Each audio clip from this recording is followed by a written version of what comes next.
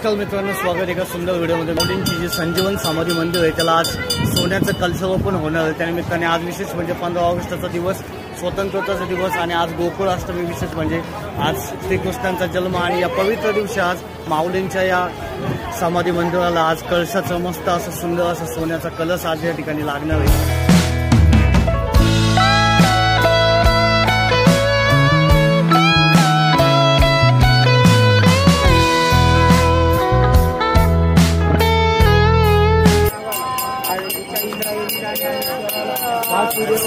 15 ऑगस्टचा दिवस आणि देशाचा तिरंगा येते या ठिकाणी आणि इतका चिमुकला जीवाबरोबर बघा छोटासा जीव आणि छोटी छोटी क्यूट मुलगी हो की नाही।